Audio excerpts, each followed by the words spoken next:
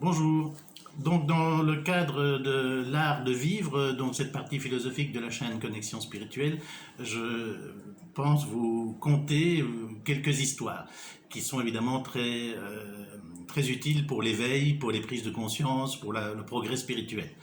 Et donc, l'histoire que je vous raconte aujourd'hui parle de lâcher prise. Je l'ai reprise dans un livre il y a quelques années. Malheureusement, je n'ai plus la source de ce livre. Je ne sais plus dans quel livre. Alors, si vous retrouvez la source, n'hésitez pas dans les commentaires à me transmettre la source.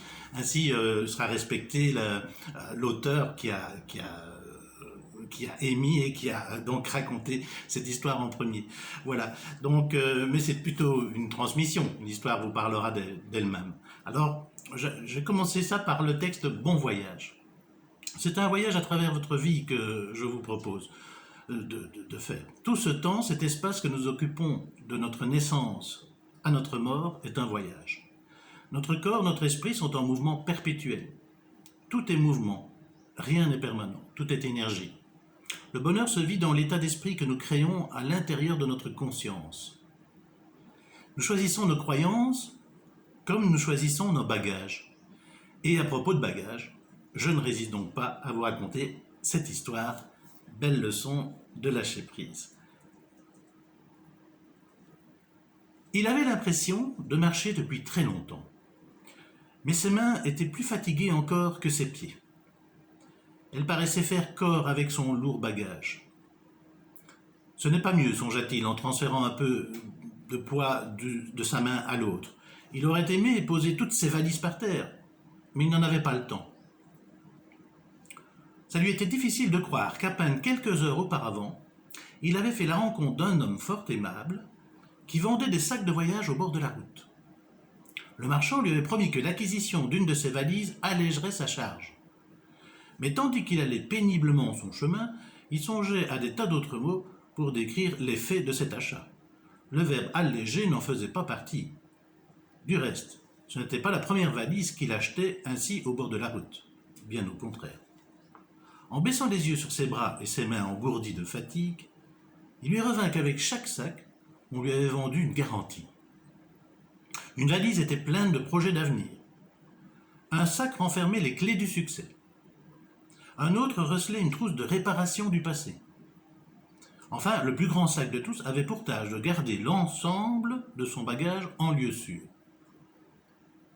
En réalité, l'homme possédait des valises pour tout ce que l'on peut imaginer.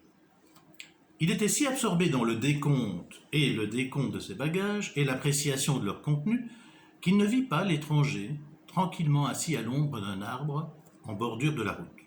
En fait, c'est la voix de l'étranger qui lui fit lever la tête. L'homme souriait. « Vous êtes bien lourdement chargé. Pourquoi ne pas vous reposer un moment ?» L'invitation le surprit un peu, mais il trouva que c'était une bonne idée. « Merci, dit-il. Je veux bien me reposer. » Il déposa ses sacs de voyage par terre, l'un à côté de l'autre par ordre de grandeur. Il y eut un moment au cours duquel aucun des deux hommes ne parla. Mais le silence n'était pas désagréable. L'herbe était douce et juste assez humide pour la rafraîchir. Il constata cependant avec étonnement que l'étranger ne portait aucune valise. Pas le moindre petit sac. À sa connaissance, c'était une première. Tous les hommes et toutes les femmes qu'il avait rencontrés sur son chemin trimballaient au moins un sac de voyage. Comment cet étranger pouvait-il donc survivre ? Quelle sorte d'homme était-ce ? Comment affrontait-il les dangers du voyage ? Des tas de questions se bousculaient en silence dans sa tête, mais il craignait d'être impoli en les posant, de sorte qu'il n'en crut pas ses oreilles, quand les mots sortirent apparemment tout seuls de sa bouche. « Vous n'avez pas de bagage ?» L'étranger lui sourit. « En effet, je n'en ai pas. » L'homme attendit une explication, mais elle ne vint pas. Le silence, à la fin, lui parut trop lourd. « Pourquoi pas ?» L'étranger s'était souvent fait poser cette question par les autres voyageurs croisés sur son chemin. Il savait d'expérience qu'on ne tenait pas à connaître sa réponse quand on lui demandait pourquoi il voyageait sans bagage. Non, la plupart du temps, il s'agissait d'une curiosité feinte. En le questionnant, on espérait plutôt faire valoir son propre point de vue. Mais l'étranger sentait confusément que l'homme fatigué, assis à ses côtés, était différent des autres. Il décida donc de lui dire la vérité. Un jour, il y a très longtemps, alors que je me reposais à l'ombre comme aujourd'hui, j'entendis une voix familière s'adresser à moi. Elle m'avait déjà parlé au moins 1000 fois, je le savais, mais c'était la première fois que je l'entendais vraiment. Le regard de l'étranger se perdit dans le lointain, et il poursuivit. C'était étrange. La voix répétait sans cesse « Je suis si fatigué. Devons-nous marcher encore longtemps ?» C'est tout ce qu'elle disait. « Je suis si fatigué. Et c'est encore loin ?»« Qui vous accompagnait ?» demanda le voyageur. « Personne, répondit l'étranger.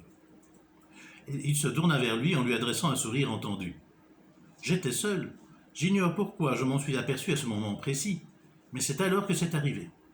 J'ai constaté que depuis des années, je n'arrêtais pas de me dire à quel point j'étais fatigué. » Le voyageur reçut un choc en entendant cette explication. Il aurait voulu prendre en pitié le pauvre étranger qui voyageait les mains vides, et en même temps il avait envie de l'entendre parler davantage. L'étranger interpréta son silence comme une invitation à poursuivre. Au début, je voulus repousser cette prise de conscience en songeant à un sac de voyage que je convoitais depuis longtemps. Mais j'étais déjà fatigué même de ces désirs.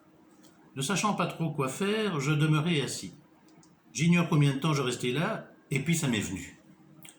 L'étranger sourit encore, et le voyageur eut l'impression que quelque chose échappait à sa compréhension.